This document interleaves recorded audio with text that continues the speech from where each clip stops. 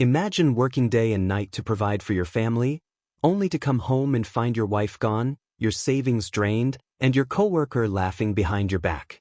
Most men would explode in anger. I still remember the night it happened. It was one of those long workdays that stretches past the bones, when your body feels like it's been carved out of wood and left too close to the sun. I'd been running double shifts at the construction site, pulling hours nobody else wanted because the overtime meant I could finally set something aside. College tuition for my boy. Maybe a family vacation we'd been promising ourselves for years but never took. The house was dark when I pulled into the driveway, which wasn't unusual. Lena liked to go to bed early and Caleb, my son, usually had his headphones in, lost in his world. But when I stepped through the door, something felt wrong. The silence wasn't just silence. It was hollow, like someone had taken the air with them. Her suitcase was gone that I stood in the doorway, mud still on my boots, staring at the empty space where her things should have been. Closet doors wide open, dresser drawers half empty, bathroom counter stripped bare. It was like she'd evaporated. On the kitchen table, there was a note. No tears on the page, no perfume smell like in the old days when she'd leave me little reminders she loved me. Just a scribbled sentence in black pen. I can't do this anymore. Don't come after me. That was it first. I thought maybe she'd gone to her sister's place, or maybe she needed air. But then I checked our bank account. The screen glared back at me in bright red numbers. Almost every dollar gone. Years of overtime, every skipped lunch, every aching muscle I'd carried home, drained. My stomach dropped. I called her once, twice, 3 times. No answer. Texts left on delivered. Caleb's bedroom door was cracked open. I pushed it gently, trying not to scare him, but he wasn't asleep. He sat there, hunched over his desk, lamp shining on his face. "Dad," he said quietly, not looking at me. "She's with Ryan." Ryan? I had to steady myself against the doorframe. Ryan was one of my crew. A younger guy, maybe 30, always too loud, always too quick to brag about the women he charmed, the nights he couldn't remember. He used to stand next to me at lunch and ask about building techniques like he respected me. Now all I could hear in my head was his smirk. "How do you know that?" I asked. Caleb's jaw tightened. He turned his phone toward me and there it was. Pictures from social media. Lena and Ryan, smiling like they just won something. His hand low on her waist. The caption under one picture burned itself into my brain. "Building a better life." I'd built my life with my hands, sweat, and patience. And Ryan thought he could take it in one crooked smile. I wanted to put my fist through the wall, but Caleb was right there, and the anger had nowhere to go. My boy didn't need another broken thing. I swallowed hard. "It's late," I said, voice tight. "Get some rest. We'll talk tomorrow." He didn't argue, but he didn't look at me either. The silence between us felt heavier than concrete. That night I didn't sleep. I sat at the kitchen table, staring at the bank account on my phone, watching the numbers that weren't there anymore. Every hour I'd given, every bone I'd worn down to keep this family upright, just gone. She'd taken it with him. By morning, the whispers started. Construction crews are like small towns. News travels fast. I overheard 2 guys at the site laughing, thinking I couldn't hear. "Ryan really did it, huh? Took the boss's wife and his savings. Double jackpot." My knuckles went white around the hammer I was holding. I wanted to turn and shut them up, but I forced myself to keep working. If I exploded now, I'd give them exactly what they wanted. A show. Instead, I stayed quiet that I watched Ryan stroll across the site like he owned it, hard hat tilted back, grin plastered on his face. He didn't even try to hide it. He was bold enough to slap me on the back like nothing had happened. "Ethan," he said with that fake friendly tone, "you okay, man? You look tired." I nodded once, slow. "Just working," I muttered. Inside, though, something shifted. The part of me that wanted to scream started to fold in on itself. It was replaced by something colder, sharper. Ryan thought he'd won. Lena thought she'd found something better. They both thought I'd break apart, maybe disappear into the dust of the site. But they didn't know me. I don't raise my voice. I don't make scenes. I build things. And when you build things for a living, you learn patience. You learn how to measure, cut, and set every piece in its place until the whole structure stands tall. That night, while Caleb slept down the hall, I opened a notebook and started writing. Not feelings. Not pain. Facts. Dates. Withdrawals. Copies of receipts. Photos I'd quietly taken at the sight of Ryan messing with the invoice sheets. Notes about his late arrivals and half-truths. If they wanted a war, they'd get one. Not the kind fought with fists or shouting matches, but the kind that collapses a man's whole life right under his feet. And when it was over, I wouldn't just take back what was mine. I'd show Caleb that his father wasn't a man you could steal from and laugh at. I'd show them all. I didn't confront Lena. I didn't storm over to Ryan's apartment. That's what everyone expected me to do. That's what the guys at the site were waiting for, the show. They wanted me to break, to swing, to scream. Instead, I went silent. Silence unsettles people more than rage. Rage they can predict. Silence? That makes them wonder. The first few weeks after Lena left were the hardest. Caleb barely spoke to me. He kept his head down, his earbuds in, his words clipped. I couldn't blame him. He was 16, caught between two worlds, watching one parent vanish and the other hold himself together with duct tape and stubbornness. I knew if I wanted him to trust me again, I couldn't force it. So I started small. I showed up where I knew Lena wouldn't. His basketball practice, his math competitions, even the stupid school play he swore he didn't care about but kept the program tucked in his backpack. I sat in the back, clapping like it mattered because it did. At first, Caleb pretended not to notice. But I saw the way his shoulders loosened when he realized I was there. I saw the flicker of relief when he looked around the crowd and found me. That was enough fuel to keep me going. Meanwhile, at work, Ryan strutted. He bought a new truck with rims that shined like mirrors, parked it where everyone could see. He bragged about his investments, how he was making moves. I kept my eyes down, hammer in hand, but I was watching. Always watching. I noticed the little things. The way he changed numbers on invoices, bumping up material costs, pocketing the difference. The way he marked full hours for jobs I knew he hadn't finished. The way he conveniently disappeared on Fridays, claiming to meet suppliers, but coming back smelling like whiskey. I didn't call him out. Not yet. I documented. Every signature, every invoice copy, every receipt that didn't line up, I collected them. Some I snapped pictures of with my phone. Others I quietly asked the supply manager to reprint, claiming I'd lost mine. Nobody questioned it. I was Ethan, the quiet foreman who always had his paperwork neat. At night, after Caleb went to bed, I sat at the kitchen table with my notebook. I filed everything into neat piles. Lena's withdrawals, Ryan's fraud, screenshots of their posts. It wasn't about hurting them anymore. It was about showing the truth. The truth always weighs more than lies. All you have to do is stack it high enough. One Thursday, Lena showed up at the house. No warning. Just her car pulling into the driveway like she hadn't abandoned it weeks before. She came in with that same sharp look in her eyes, like she was preparing for a fight. "I need the rest of my things," she said flatly. I leaned against the counter, arms crossed. "Take what you want." Her eyes flicked around the house. She looked smaller somehow, though she tried to carry herself tall. "Caleb here?" she asked. "He's at school." She nodded, then hesitated. "He doesn't answer me. Barely texts back." "Maybe because you left," I said, not raising my voice. That landed like a stone. She shifted uncomfortably, then covered it with a scoff. "Don't start with me, Ethan. You worked yourself into the ground and left me with nothing.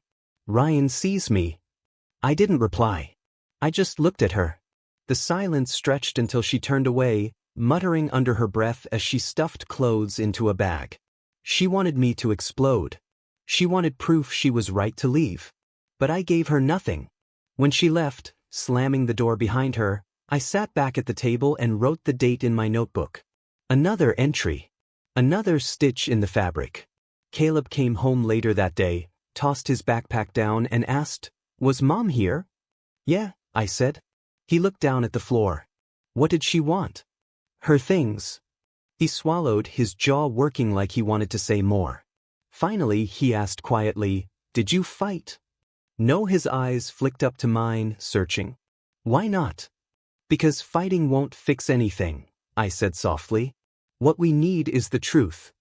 For the first time in weeks, I saw a crack in his armor. He didn't say it, but something in his eyes told me he believed me. At work, the tension thickened. The whispers about Ryan's scams started to spread. A supplier cornered me one morning. Ethan, he said low, your guy Ryan's been running up bills under your site code. You know anything about that? I shook my head. No. But keep the records. He gave me a knowing look. Already done. Piece by piece, the puzzle built itself. Ryan thought he was clever, but arrogance always leaves a trail. The turning point came one Friday evening.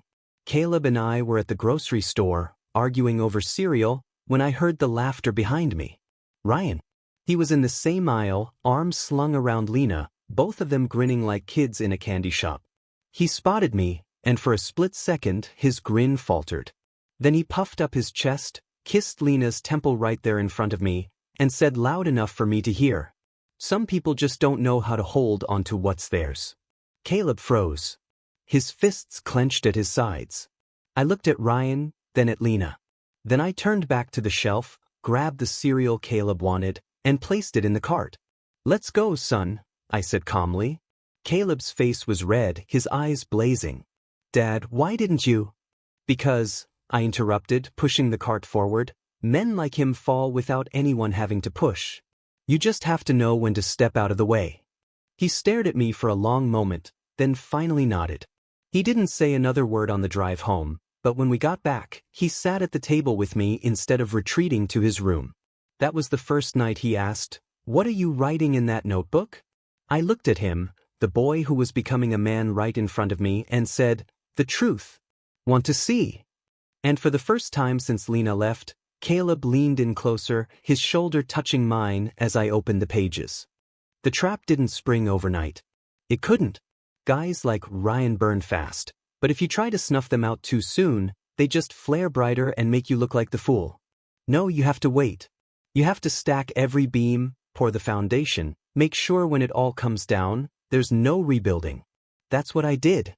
The notebook on my kitchen table had turned into a ledger of their arrogance. Lena's withdrawals. Ryan's fake invoices. Double-billed supplies. Hours he never worked. And then there were the photos, him ducking out of job sites early, Lena riding in his shiny new truck, both of them posting like teenagers who just won the lottery. They thought I wasn't watching.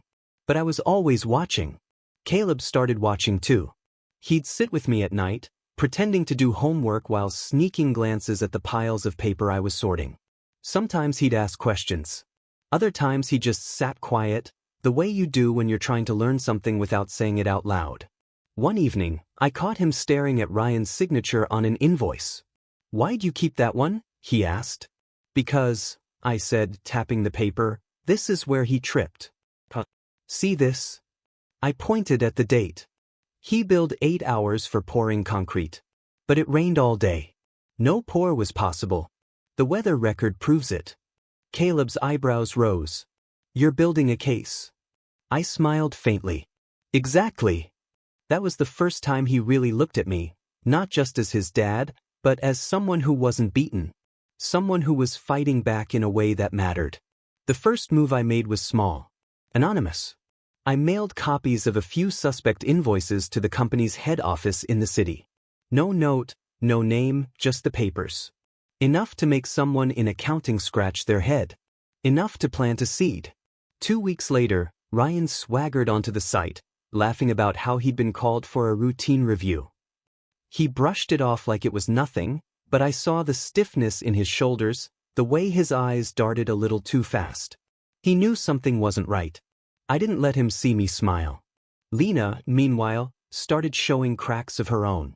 At first she'd flaunted Ryan, posting pictures of their new life, brunches, weekend trips. But when the company review started poking holes in his finances, those pictures slowed down. The smile in her eyes faded. One evening she called me. Her number flashing on my phone nearly made me drop it. "Ethan," she said, her voice low, Did you send something to the company?" I let the silence stretch. Why would you think that? Because Ryan's been questioned. They're asking about money, about expenses. She stopped, then snapped, "You need to stop meddling."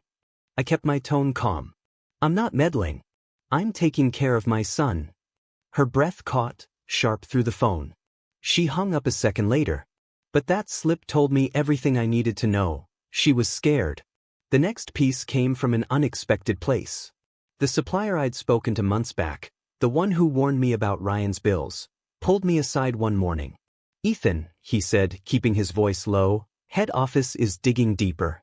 They asked me for full records. I gave them everything. Ryan's cooked." I nodded slowly. "Appreciate it." He hesitated, then added, "You're a good man.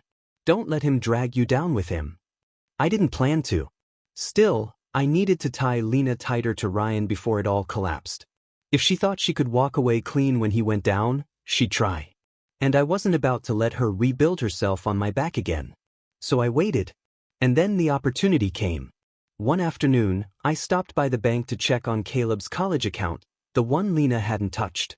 The teller, who'd known me for years, leaned across the counter and whispered, "Mr. Cole, I thought you should know. A joint account under your wife's name and Ryan Miller just took out a loan. Significant amount." My stomach tightened. "How much?" She scribbled the number on a scrap of paper. It was more than Ryan could ever pay back on his salary. I thanked her, walked out, and sat in my truck gripping the steering wheel. That loan wasn't just Ryan's. Lena had signed on it too. Which meant when the walls fell, they'd fall on her just as hard. That was the stitch I needed. From there, it was only a matter of time. I kept quiet, kept working, kept being present for Caleb. He started talking to me again, little things at first. Homework help. Jokes about his coach. Then bigger things, like how he felt about his mom, how embarrassed he was at school when kids whispered about her and Ryan. "You don't have to be embarrassed," I told him one night. "What they did doesn't define you. What you do does." He nodded, quiet, but I could see the weight lifting just a little. The Real break came 3 months later. Ryan strolled onto the site like always, but this time the regional manager was waiting. 2 men in suits stood beside him, clipboards in hand. They called Ryan into the trailer. He went in smirking. He came out pale. His hard hat hung low over his eyes, his swagger gone. By the end of the day, the site buzzed with whispers. Ryan had been suspended. Investigators were crawling through every invoice, every purchase. I kept my head down, hammer steady, heart calm. The trap was tightening. That night, Caleb looked at me across the dinner table. "Is it starting?" he asked. "Yes," I said simply. He gave a small, fierce smile. 2 weeks later, Lena showed up at the house again. Not demanding this time. Not angry. Just desperate. "Ethan," she said at the door, eyes rimmed with exhaustion, "you don't understand. They're going to ruin him. The loan, we can't." "We?" I asked. She flinched. "I mean, he'll lose everything." I looked at her for a long moment. "You chose him. You tied yourself to him. That was your decision." Her lips trembled. For the first time since she left, she looked unsure. "You can't just let this happen," she whispered. I didn't answer. I just closed the door slowly. Behind me, Caleb's voice came steady and sure. She made her choice. I turned, looked at my son, and realized he wasn't just repeating my words. He believed them. The trap was nearly sprung. All that was left was the fall. It started on a Monday morning. The site was buzzing before the sun was even up.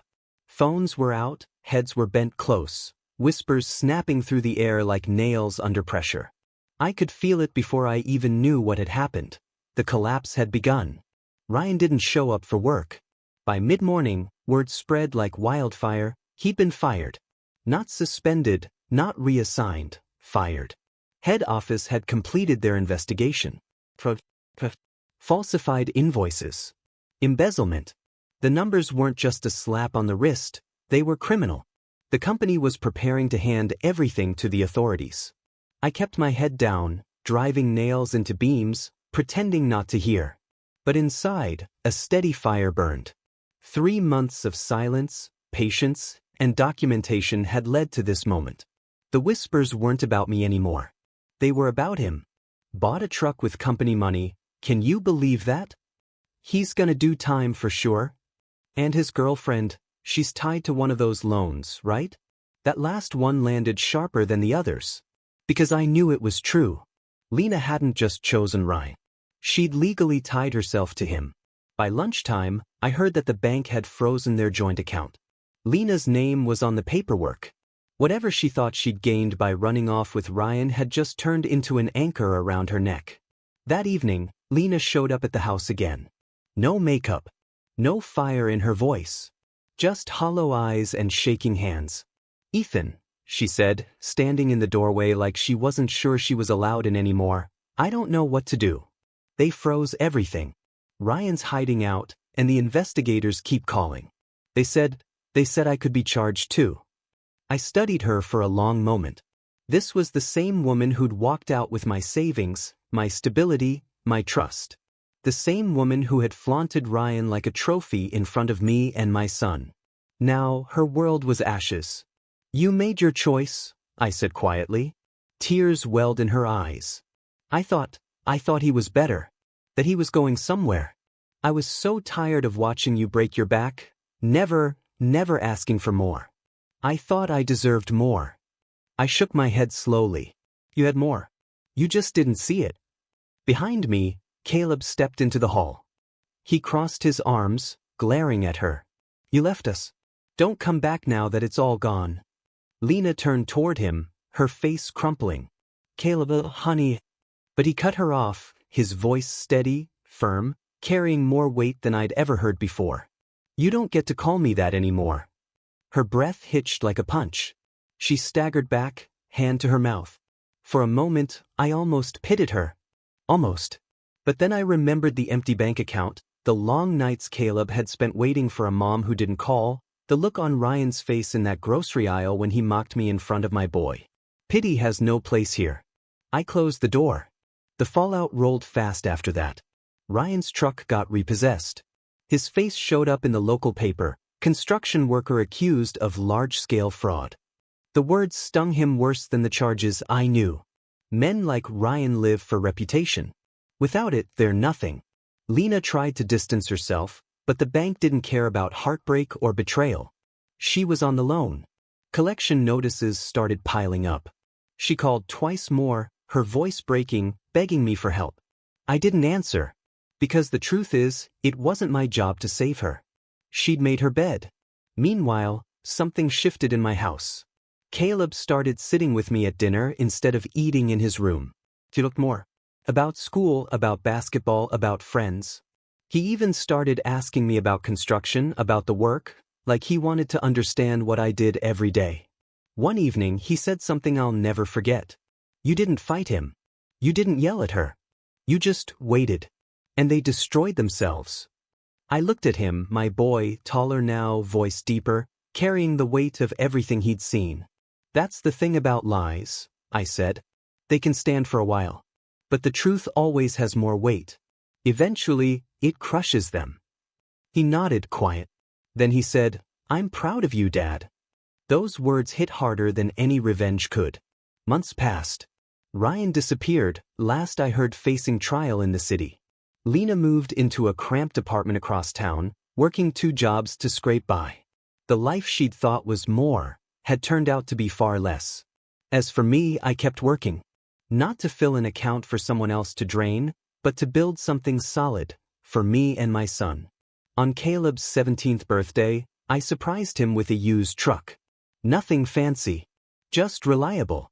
The look on his face, the way he threw his arms around me, worth more than any revenge plot.